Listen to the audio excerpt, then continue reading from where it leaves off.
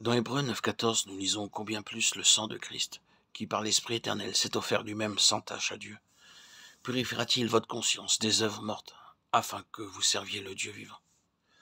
C'est le second nom donné au Saint-Esprit dans la Bible, l'Esprit éternel. Il nous est donné cet esprit pour nous enseigner les choses éternelles. Nous, en tant qu'êtres humains, nous sommes davantage attirés par les choses passagères. Nous étudions l'histoire, la géographie, la philosophie, la botanique, la zoologie et aussi beaucoup d'autres choses. Nous avons le désir d'apprendre tout ce que nous pouvons sur ces choses. Mais qu'en est-il des choses éternelles? Ces choses que nous apprenons passeront. Dans Matthieu 24,35, nous lisons « Le ciel et la terre passeront, mais mes paroles ne passeront point ».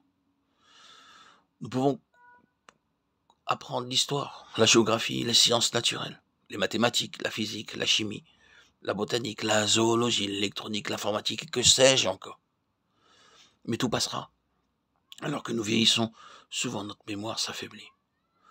Nous pouvons avoir atteint un haut niveau dans ces matières avec de très hautes distinctions, mais au bout de quelques années, le souvenir de tout cela disparaîtra. Mais ce que nous recevons de Dieu ne passera jamais. Cela durera éternellement.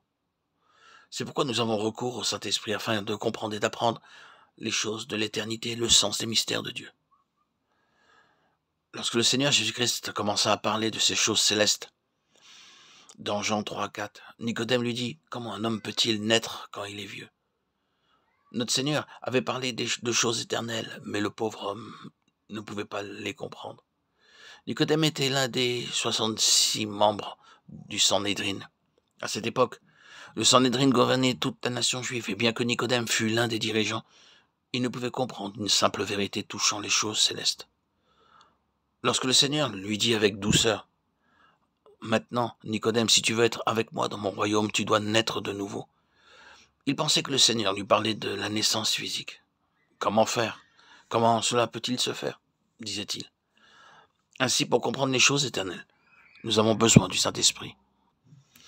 Le Seigneur dit également dans Jean 6, 51, 52, 55, 57, « Je suis le pain vivant qui est descendu du ciel. Si quelqu'un mange de ce pain, il vivra éternellement. Et le pain que je donnerai, c'est ma chair, que je donnerai pour la vie du monde. » Les Juifs discutaient entre eux, disant, « Comment peut-il nous donner sa chair à manger? Car ma chair est vraiment une nourriture. Comme le Père qui est vivant m'a envoyé et que je vis par le Père, ainsi, celui qui me mange vivra par moi. » Notre Seigneur répéta le même passage 8 fois du verset 51 au verset 58. C'est la même pensée. Pourquoi êtes-vous ici? Y êtes-vous seulement pour les poissons et les pains? Il dit, venez à moi, je vous donnerai quelque chose de mieux. Vous pouvez manger aujourd'hui et avoir faim demain. Aussi, venez à moi maintenant et mangez une nourriture qui vous permettra de vivre toujours. Il disait cela très tendrement et gentiment, mais les disciples se mirent en colère et s'en allèrent. Dès ce moment, plusieurs de ses disciples se retirèrent et n'allèrent plus avec lui. Jean 7, 48. Ils n'avaient pas compris les choses de l'éternité.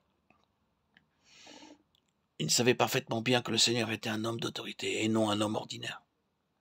Il leur enseignait comme ayant autorité et non comme les scribes Matthieu 7, 29. Jamais homme m'a parlé comme cet homme. Jean 7, 46. Bien que notre Seigneur parlait avec autorité et leur disait affectueusement comment leur faim et leur soif seraient satisfaites pour toujours, ils se mirent en colère et s'en allèrent.